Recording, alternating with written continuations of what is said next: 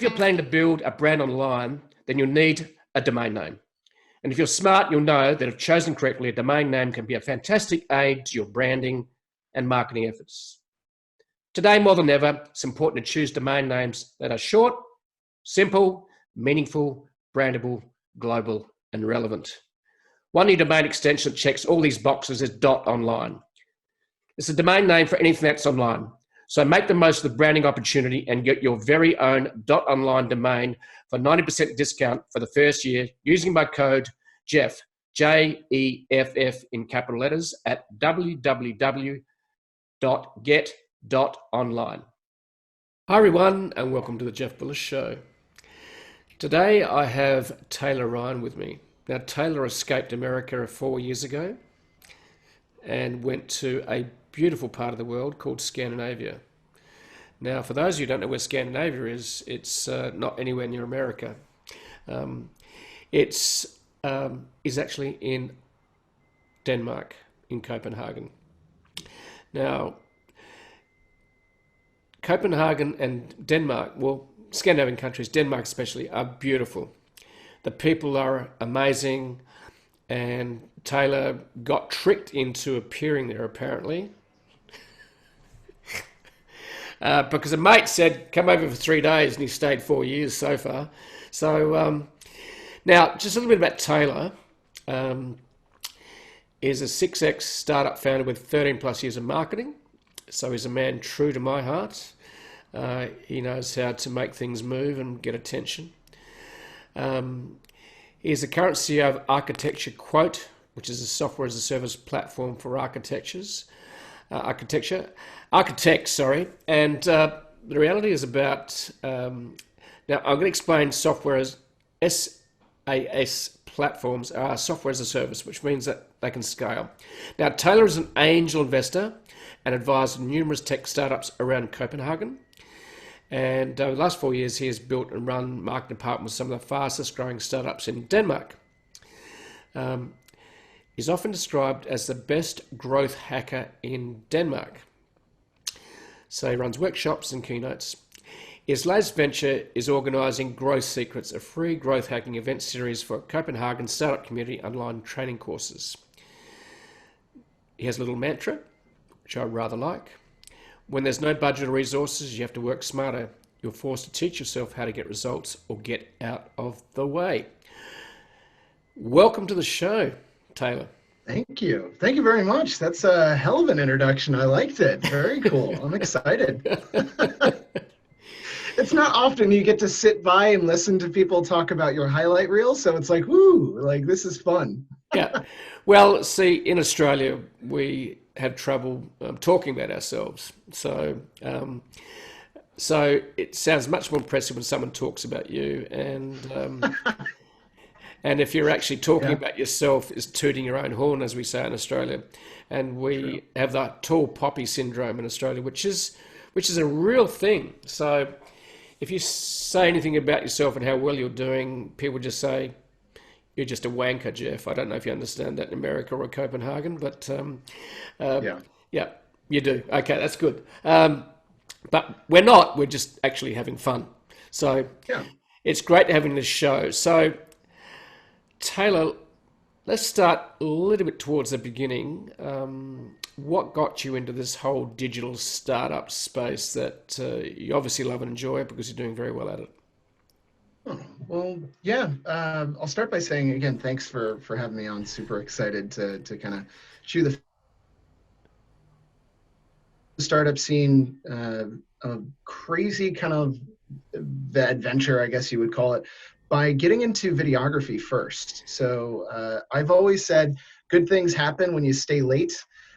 And that can be whether you're out at the bars or that can be when you're in school and you want to learn something. So when I was in elementary school, we had cameras that were laying around and I could stay late and then bike home afterwards. So I started to learn how to do videography, which then led to video editing, which then led to paying gigs and having to do weddings, which I really would never want to do that kind of work again. It's terrible. But that also then led to getting into audiovisual services and flown all throughout the country. And ultimately, people are like, hey, I have this new company, before they were really throwing out the word startups. Would you help me make a video for it? And then that turned into, what else can you do? So yeah, that was a good 15, 16 years ago. But I started really getting into digital marketing as I kind of leapt across the creating content that was videography into all things marketing. Right. So when you're doing videography, what do you mean by that? I know that brides like to be recorded on video. Um, sort of, I've got sort of pictures of a wedding planner type of guy. Um, and I can imagine that, the weddings would not be fun because there's a lot of emotion. You've got relatives, you've got Yes. brides. So, Drunk people, I mean, it all kind of goes in there. Well, you know, one of the interesting things that I think people avoid, especially when they're getting into a new career or a new venture, is working for free. And so there's this wonderful platform that has pitfalls and all kinds of interesting opportunities called Craigslist.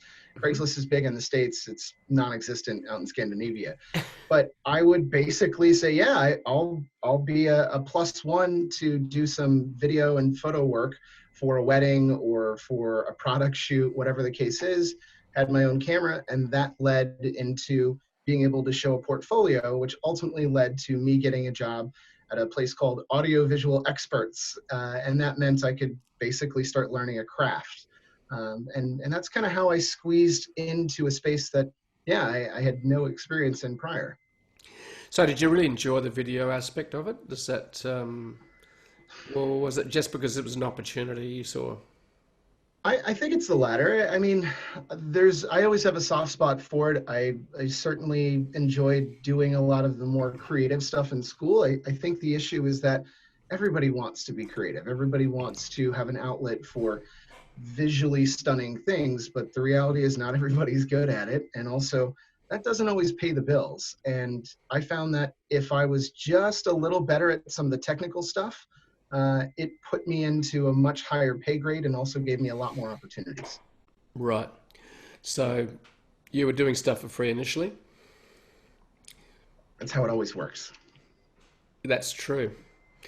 Um, the reality on that is the best way to find out what you really want is to do stuff.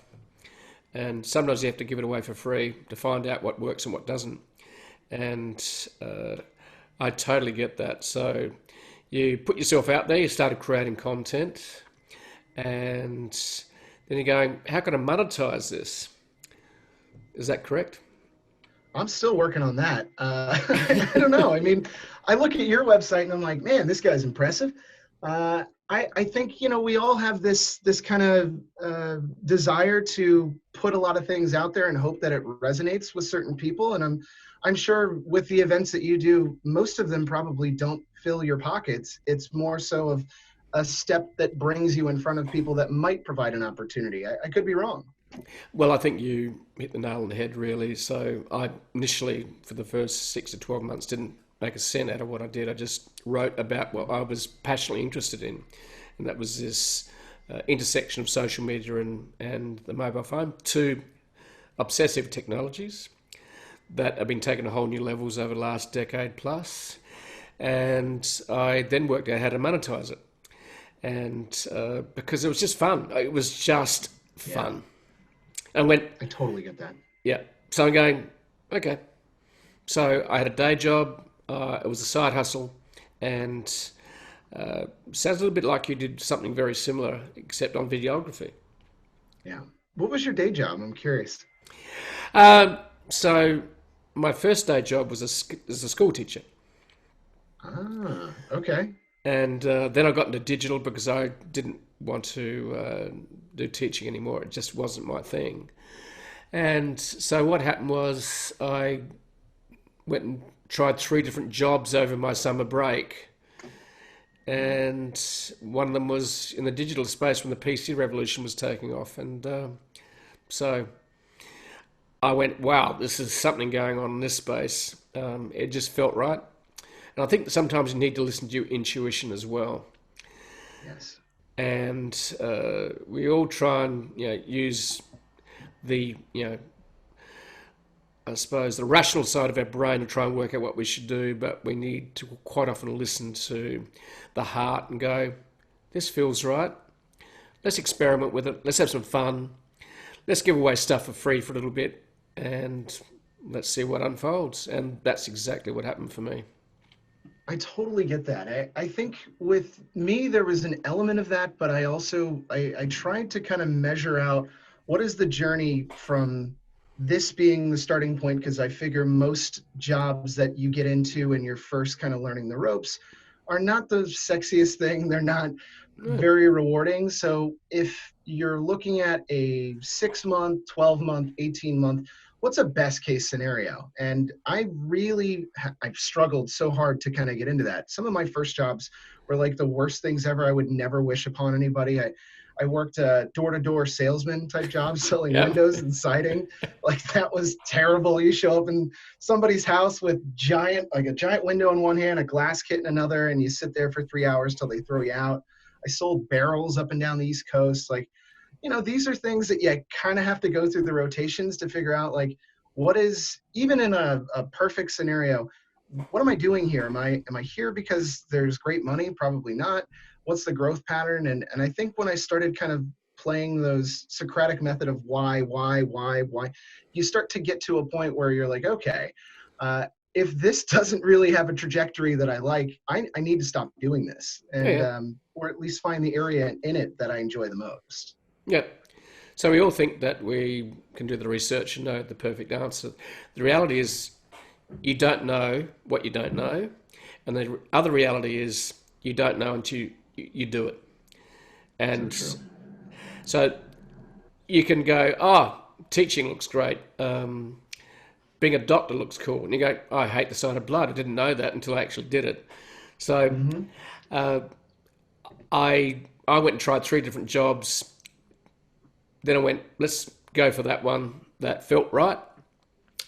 And it was a whole digital journey from there. And that was 35 years ago.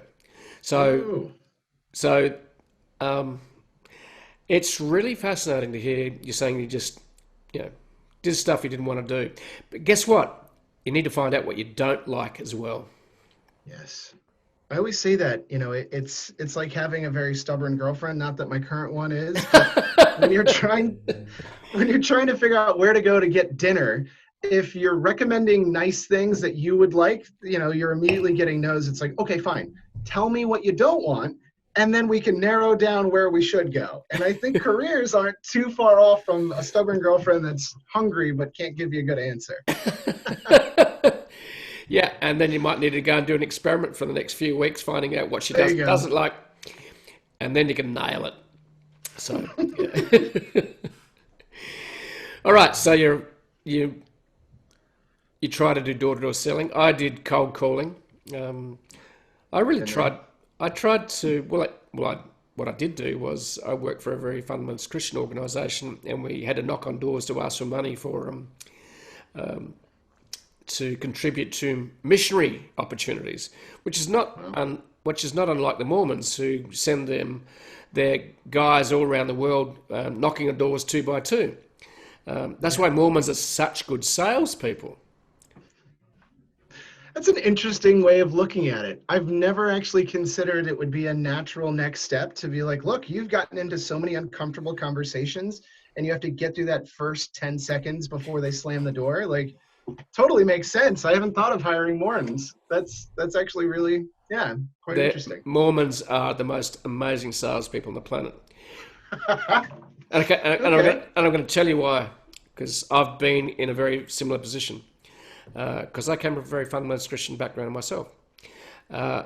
If you can sell religion, you can sell anything. Interesting. I like that. That's actually really well put. Huh, never thought of that. Okay. So, you know what? I think the Mormons are bloody awesome in terms of selling. How do we go on that route? I really don't know, but anyway, it doesn't matter. I don't know. We should address politics next. Like, this might be a dangerous space to be able to get banned by Google, Facebook, and everyone else, and maybe get and maybe not allowed in America anymore. Um, Yeah. so, so how did you get tricked into going to? So let's step back a little bit from that. So you've done door-to-door selling. You discovered like videography.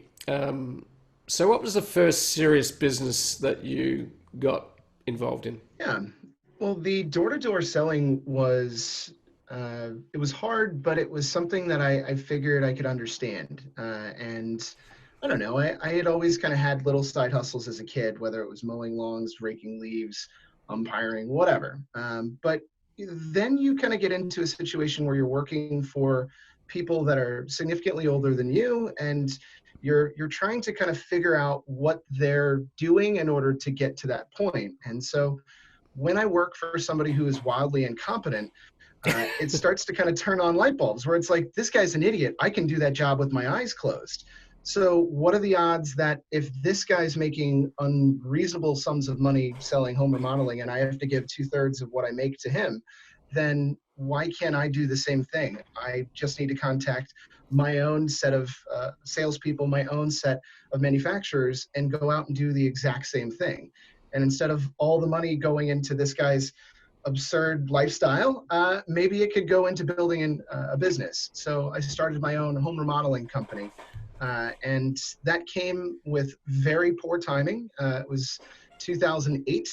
And so the Right. height of the economic recession hit right after, which then I spun out with one of the other guys, and we actually created our own teeth whitening business by contacting manufacturers out in China before Alibaba was a thing. And so we would sit in his living room just calling up these manufacturers, English! And it was this whole crazy thing. But yeah, we got a bunch of suppliers and then went up and down the East Coast selling to gyms, tanning salons, uh, beauty salons as well. And yeah, we made a decent little living off of that for a period of time. Okay, so that was stage one. Um, teeth Right. teeth whitening, awesome. I used to sell subliminal suggestion tapes to stop smoking. That was my first sales job. Man, that's crazy. I learned hypnosis at the age of 16, so I love this. Yeah, people think I'm crazy for saying that, but yeah, that's a real thing. Amazing. Yeah, and I made more money working 2 or 3 nights a week above my teacher wage. And I went, Good on gee. you. So the insight for me from that was performance-based revenue. It's not the only thing, but if and I said, well, looks like I can sell. So this company organised appointments. I showed up and I sold $50 suggestion tapes during the mid 80s. Wow. And I really believed in them. I hope they worked because I wasn't smoking at the time and haven't smoked since. In fact, I never started. So, Yeah. but I sincerely believe that stopping smoking was a good idea, and I provided a tool. So yeah, my first sale jobs was not. You did teeth whitening. I did subliminal suggestion tape. So We got there together though, yeah. huh? Okay. So what happened after teeth whitening? Yeah, teeth whitening didn't pan out. I had a business partner that, yeah, employed his girlfriend to do the finances. Money went missing, and I pulled out my stake of the company and moved on. I met a guy that was selling barrels to wineries and distilleries and found it to be fascinating. So I started a drop shipping operation inside of his barrel, smaller American white oak barrels at festivals and Right. carnivals and all these other things. This was in 2009, 2010, and nobody was hiring somebody with minimal or zero marketing experience. So, Yep. yeah, I would be basically on the road 24/7 selling these crazy barrels. Just couldn't get a chance anywhere. Okay. So Yeah, I know. no, Super that's random.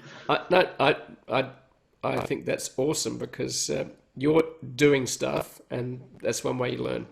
So, Yeah. what happened after barrels? Yeah, after Barrels, I decided, you know what? I really want something that I can sink my teeth into. I need a change of scenery. I moved to San Diego. That was a mistake, but you know, I've always said, and if there's anybody watching from California, you'll love this. I always thought California was great, except for the people.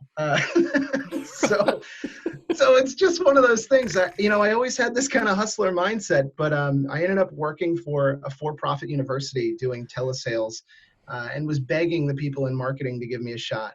Never got it, and so moved back and started a company called Prepare to Be Hired with a guy that I had known from my network, and helped out with some video projects. That ultimately led to us winning a $4.3 million government contract.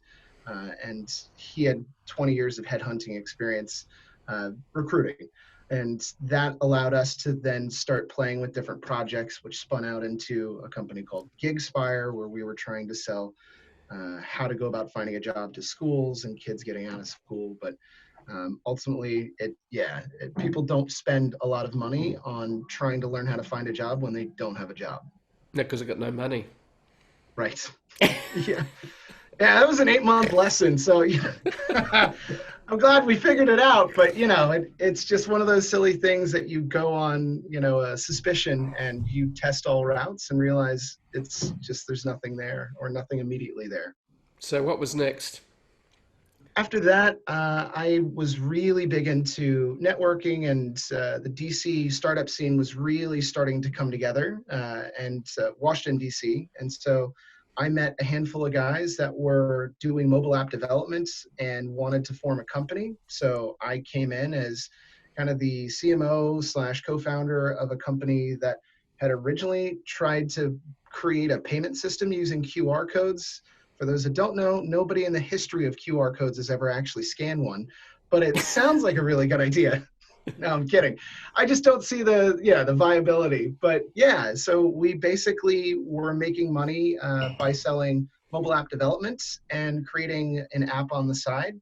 We made the mistake of building an app for a very narrow niche. This was at the height of the gluten-free craze. So terrible name, terrible idea. It was called Gluten-Free VIP.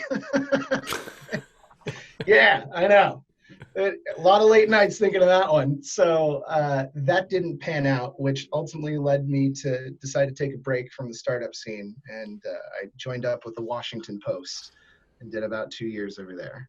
The Washington Post. Yes. Wow. Well, it wasn't the sexy side of the Post. So I wasn't a journalist. I was helping with the apartment section. So, you know, there's only so much in the form of innovation within apartments. And it was right after Bezos had bought it. I thought it was going to be super unique and interesting. And yeah, far from it. So what's the apartment aspect? What do you mean by So apartment? every major newspaper has listings. And so there's a job section, there's editorial, Oh, there's right. listings for apartments. Okay. And yeah, that was basically the section that I was the only marketer in there for. So yeah, that was Okay. very regional. All right. So Washington Post. What's next? Yeah, after that, I decided I really wanted to get back into the startup scene. I was going to 2 or 3 events a week because I don't know, I'm not sure if it's ever happened to you, but it's happened to me more than once where you're so desperate to get into something genuine and really cut your teeth on something new. And you're struggling to get this job, and then you get the job, and within the first week you go, oh, like this is terrible. Like, I don't want this job, but then you have to stick it out because you already committed to it. So, Yep. so I was definitely trying to fight my way out of it. And that's when I started a Drupal development firm, found out very quickly that I joined up with the wrong guy. And that's when I took the longest vacation of my 20s, which was all of 10 days, because Americans don't get holidays. We're not, we No. don't take off of work. And that's when I ended up in Copenhagen for a total of 3 days. And that was enough for me to look around and be like, I could do this. So you're in Copenhagen, and who did you catch up with? Well, I had a friend that I had gone to school with who dropped out of school to join up with the Merchant Marines, which is this really kind of unique situation. People that sail the big cargo ships all over the world, you have Yep. to go to school in order to do that. And so he had really taken that route. And yeah, there's some delightful stuff that happens when you get to travel, but it's mostly seeing ports and not really the luxurious lifestyle that I think some people might assume travel kind of gives you. So he had just found a desk job as opposed to sitting on these big container ships. And yeah, it was kind of a little slice of life getting to chat with somebody that understood that. I ended up at a barbecue and I started talking with some people that I felt knew what they were talking about within the startup scene. And I was like, whoa, you guys have your own little startup scene here. And that put on some light bulbs. And so as soon as I got back to the States, I went into hardcore job search mode and yeah, had an offer here in Denmark and one in Vienna, Austria, and leveraged the two in order to get a decent offer. Great. So was that a marketing role within the organization? Yeah, that was for the head of SEO and optimization within a small startup out here, 30 or 40 people, actually a Right. medium-sized startup. But you know, like throughout the process of continuing to learn by doing these different jobs, I was constantly teaching myself different things, and one of them was app store optimization, SEO, content writing. You know, these are things that nobody necessarily asks you to do inside of a job, but I think if you have a twinge of curiosity, it Yep. can carry you a really long way. And so I think that gave me a lot more of the confidence behind it, gave me the projects to be able to show, you know, during my application that I had done real work. And so it was a pretty easy, natural next step to, yeah, to jump into a place. And then you realize like, wow, I actually have a genuinely decent skill set. It just took forever to get there. Well, you learned that along the way by the School of Hard Knocks, didn't you? Yeah. Well, I mean, that's the funny thing is like nobody gets to at least the point of what they deem to be success with kind of a straight path. Like, I No. don't know anybody who's like, yeah, my plan A worked out. Everything's great. You know, like I've never seen that. I Mm. don't know. I mean, what did you originally set out to do when you kind of formed these ideas of what you wanted in high school or beyond in college? Well, I wanted to be a doctor initially because I had a girlfriend or a neighbour, a girl that I was keen on, and she and she and Okay. she and she her dad was a doctor. And went, wow, they got money. That's cool. Um, then I discovered that I hated the sight of blood, so that's not going to work. Um, then I decided that I wanted to be an accountant because I was dealing with money.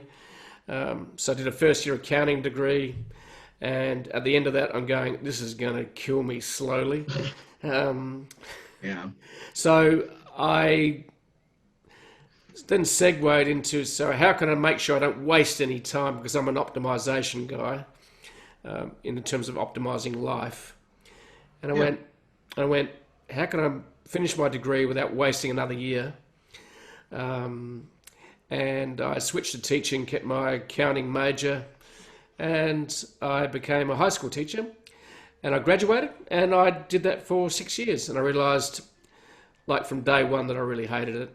Um, I totally get that. Yeah. but I hung in there. I persisted, and then along the way, I discovered some stuff that I was good at. So I doubled down on my strengths, which is sales and selling. And then I trialed selling in 3 different industries: life insurance, real estate, and digital. And I went, which one felt right? It was, I didn't do a spreadsheet, I didn't do anything like that. I just said, Yeah. so I think you've really got to listen to your intuition, your heart. And so I left teaching despite my parents' protestations because they're going, oh, you've got a wonderful career as a teacher, which is traditional. But I was desperately unhappy and I needed to make a change. So it was a very convoluted path.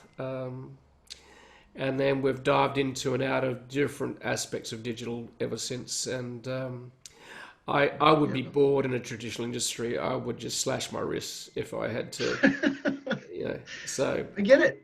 I totally get it. I Yeah. think some people need for me, it always comes down to the variation. No single day looks the same. You know, the variety of getting to uncover unique problems that require different solutions, every day is a little different. And the idea of just the repetition day after day after day, it scared the hell out of me. I don't know. Was it the same for you? Yeah, well, I think routine's good, but routine doing something that you love doing. So the choice is always security or adventure. Yeah. Adventure that's true to yourself. And I think if you really are true to yourself, you're going, I just can't walk into that high rise building every day and work for the man. And typically entrepreneurs get to a point where they're going, I just can't do this. It's just doing my heart and soul and head in. So, yeah, I was very much, listening to my parents' advice, but at the end I decided that I needed to listen to my own heart. And it only took me 50 years to work that out. But, well, not 50. It's maybe, I made a move out of teaching, but I really needed to get into an industry that I loved and work out how to make it happen. Totally understood. Yeah. Yeah. So let's get back to Copenhagen and Denmark. You've decided to, you got this job. It takes all the skills you learned over, the last 10, 15 years of hard knocks, from wedding videography through to door knocking sightings to selling barrels. So you worked for them. So what happened next after you got this role in this startup? Yeah. It's one of those really strange things. I think the change in ecosystems, going from U.S. East Coast, which is incredibly competitive. I did a touch of public speaking over there and showing some of the earliest hacks that I had put together in terms of being able to figure out how to do mail merges, dynamic emails that were pulling in HTML feeds to show regular updates of apartments. And, that was a little bit of razzle dazzle and interesting. Showing how I took Wedding Wire, which is this really another wedding thing. It was an app in the States. It's huge now, but basically optimizing their keywords to push them up to #1 within their niches. So I don't know.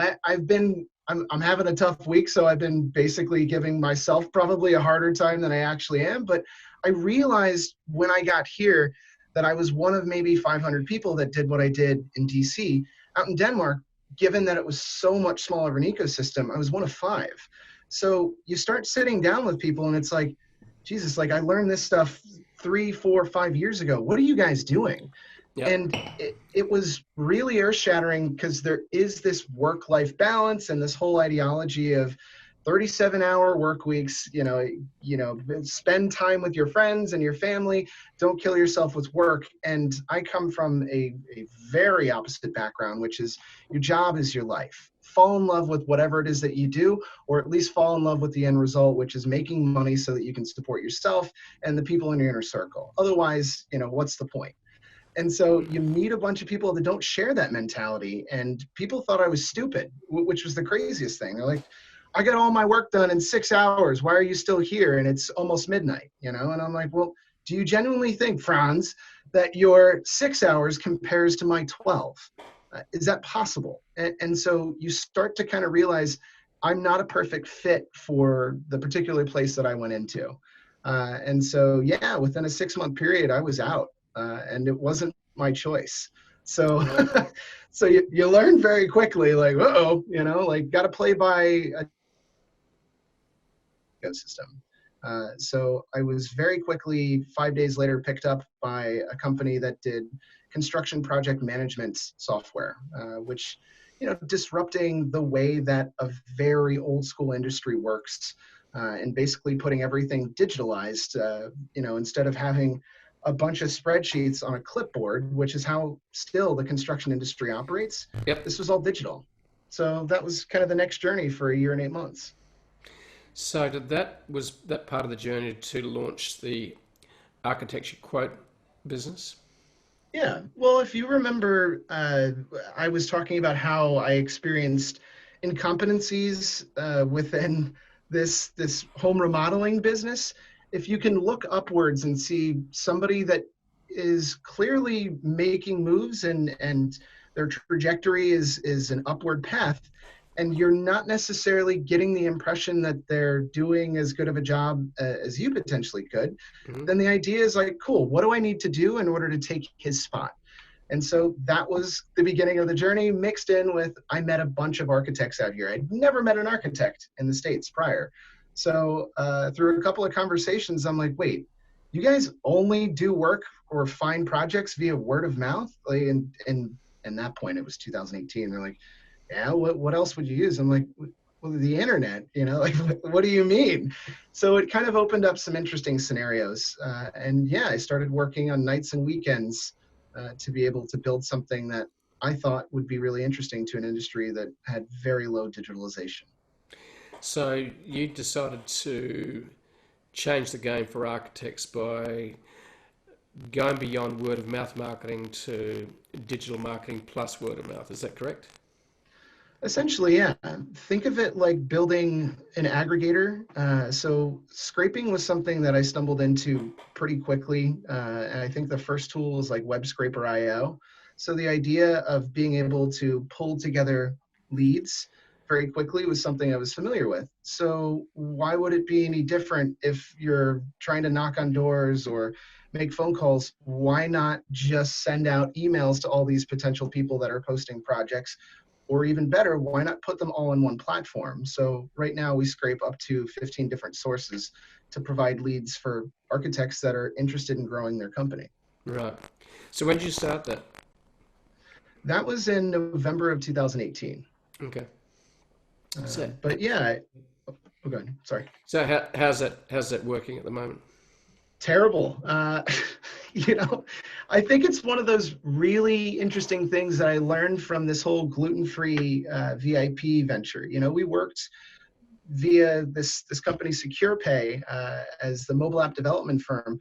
We were working with Kellogg's, Great Courses, some of these really large brands. And it was so funny because I remember sitting down after meeting with Kellogg's and it's like, it's a cereal brand. Why do they need an app? And it's like, I don't know, we'll take their money, and that was just the end of the conversation. Let's go. So it's one of those things. I did some user testing very early on when we were asking people that were with celiac disease. It was an entire app made for people with food allergies. And we asked the question, would you use this app? And they're like, sure, why not? There was a lot of priming that kind of led up to that. We found that when we started asking a little bit more, difficult questions or use the word actually, it changed the conversation. So when I'd ask somebody, would you use this app? They're like, sure. And it's, oh, no, hold on. Would you actually use this app? And when do you think you would be using it? And they're like, no, no, it's a silly idea. I would never use it. I don't see myself ever buying food on my phone. It's like, oh, how ridiculous. Thank you. That would have been nice to know 8 months ago. But these are things that you learn. And so it's the same thing with architects, where there is a certain type of person that gets into a field, really enjoys working by themselves and building something that's aesthetically beautiful, but has no desire to grow a company. And so it's really finding within this niche a super narrow field of people that understand something in the way of digital platforms, understand how to grow a business. And these Yep. folks are artists first. So yeah, we're still in this growing pains process of building this. And that's why my marketing agency has been kind of holding down the fort for a little while. It's how I make money these days. It's been a tough ride. Yeah. So that's the big challenge, isn't it, for startups trying to identify what problem are you solving? I recently interviewed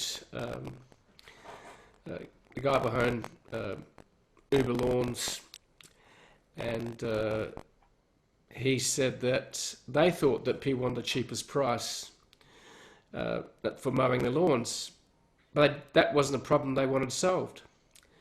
Because typically when you ask someone to mow your lawn, they don't show up.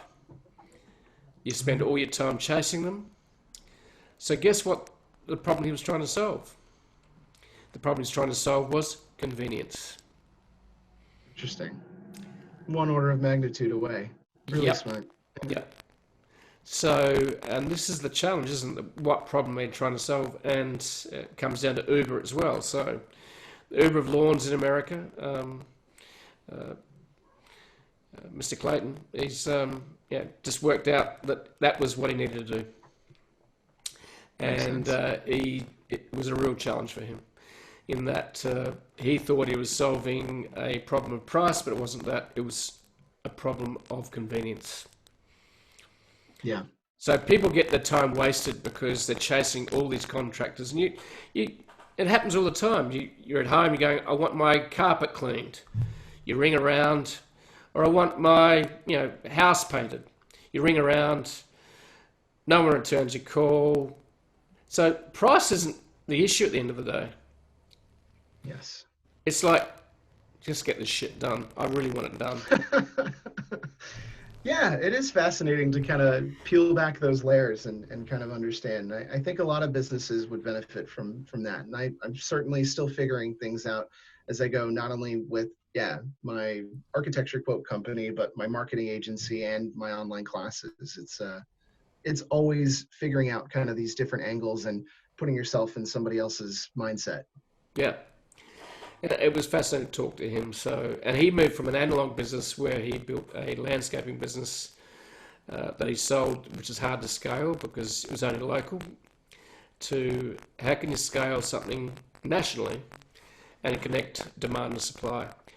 And it was a fascinating conversation. And that is the challenge for all of us, trying to work out what big problem are you solving. And I've had conversations with repurposing content, like you've got all this content, but how you cut it up into snippets, how you can put it up on different platforms. Try and do all of that becomes a challenge. It's almost, you create a huge monster to build versus what's one small problem I can solve today. And that becomes a real big challenge. But discovering the problem you're solving, I think, is really important. Yeah, I absolutely agree. And I think the more that you blend that with your daily tasks, and especially in the route of content, I've struggled to kind of relay that to whether it's founders or clients, is understanding that you're not directly attacking this one bright kind of element here. What's behind that? And I think that's very difficult for people to graft onto at times. Yeah. So you've been in Denmark for 4 years now, and are you enjoying the country? It's funny because I've had a bunch of conversations with other people that run agencies, other startup founders. When things are great, everybody's in a good mood, and also they're looking around like, oh, what a great life this is. When things are more challenging, I think people go through a bit of existential kind of self-questioning and crises. I've certainly started to look at things under a different set of lenses because, I'm consistently running into barriers that I'm sure you're experiencing as well, that prior to February or March of this year, things were not as difficult. And so you start to kind of reevaluate, why am I here? And that's been quite an interesting journey over the last couple of months. So Okay. I wish I could be more upbeat, but I think it's just, the matter of fact, and it doesn't mean that I'm just going to throw up my hands and be like, done. It's just incredibly grueling. And I think that's part of the entrepreneur journey. It's peaks and valleys. And, I've been around this type of circumstance before, and you try to think back of what you did right and wrong back in the last recession or back when things weren't so easy. Yeah. And I'm just going to go a little bit back to one of the points you raised when you moved to Denmark, is that the values between American culture and the Danish culture were quite different in that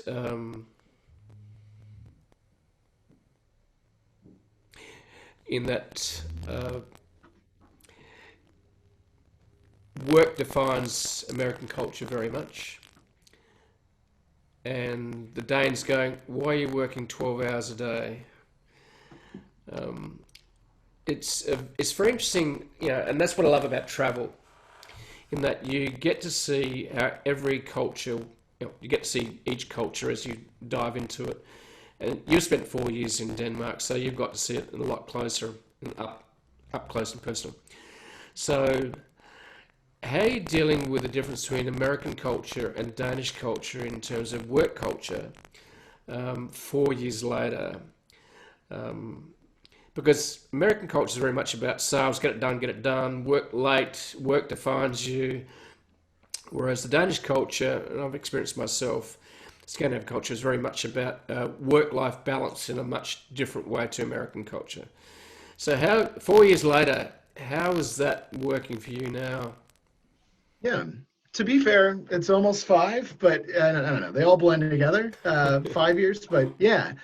You know, it's interesting. I've tried to articulate this to different people. When I explain it to folks back in the States, they get it. When I explain it out here, I think it comes off pompous or arrogant. But there is something that I recognize when I sit down with somebody who's absolutely brilliant. You know, like it. And every once in a while, you sit down with somebody and you're like, Jesus, like this person has like light speed growth, or they are eons ahead of me. I'll never be that good. I'll never be as good as this person in that one area. I don't recognize signs of brilliance out here very often, because in order to be that level of amazing at a specific thing, you have to give your life to it. You have to give your time, Mm-hmm. your energy, your essence. Everything that you wake up and do is related to that thing. If your life also is, well, I enjoy my CrossFit and I want to make sure that I get out to see the friends, and it's like, dude, yeah, that's great, go for it. But in terms of you being somebody that I can look over and be like, this is the most brilliant person I've ever met in this space, and it's an art form, they're so good at it, those are the people that I want to surround myself with. I want to be around people that have such a drive and passion to be amazing and excelling in one particular area that I just throw up my hands. I'm like, everything this person says is it. And I don't Okay. find that out here. Okay. I don't know. Is that crazy? I feel like I'm crazy No, when I say that stuff. no. Look, there's no judgment from me on that at all. It's just I'm just intrigued by different cultures and how they approach life.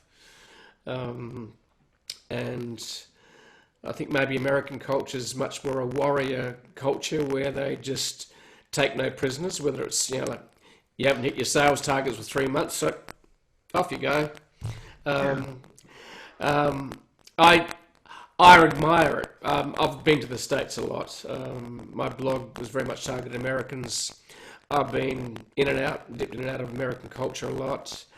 Um, I suppose, you know, it's also up to your own attitude as a human in terms of what you're comfortable with.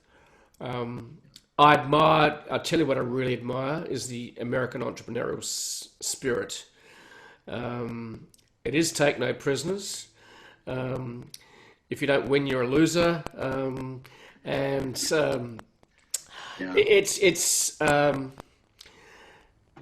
But I suppose I get a little bit older and going, how important is it to earn an extra $10 or $100 or $1,000? I'm going, will that change my life? Yeah. And I'll go, no. Um, so what's happiness about? What's joy? What is your definition of success? And I think different cultures have different definitions of success. Um, and guess what? There's no right or wrong on that. Yes. Oh, I absolutely agree. And I think ultimately that type of currency is something that um, you can't really replace somebody else's mindset or dream with what it is that you're driven by. And if your goal is to relax and allow for things to fall into place, or to be inspired by a calm mind, then that is just as evenly accessible and also fine for somebody else. I would say the further you kind of break down what is the reasoning and rationale behind that American mindset, I don't know. I mean, there's so many different directions that could take. It could be insecurity. It could be something in the way of just pure, unabashed capitalism and greed. It could be somewhere in between. For me, I want to work on some of the hardest stuff to touch that nobody gets to get in front of, because I am never satisfied with the technology that I get to work with or the people that I'm sometimes surrounded with. I want to be surrounded by brilliant people that care. I think give a shit factor is a big part of purpose. And if you're surrounded by people, it's like it's just a job. To me, it's not. I spend more time at work than I do around family or anything else. I want to make sure that it's the right thing that I'm aligning with. Yeah, and that really sums up quite nicely. It's life, and that is a combination of life, family, friends, and we're all got a different aspect of that. So it's, and also we've got different phases of life. Yeah.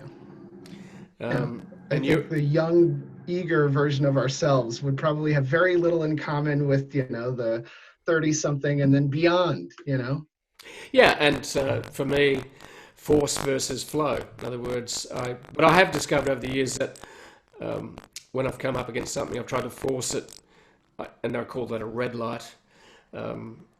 I've tried to push through it, and it's typically turned into disaster. If I get a green light and it's flowing, I think that's another aspect of life. And yeah, there's no right or wrong in this. Everyone's got their own perspective on it. Different cultures have a different perspective on it, and it's fascinating to see you moving from one culture to another culture, and then experiencing the clash of those culture experiences.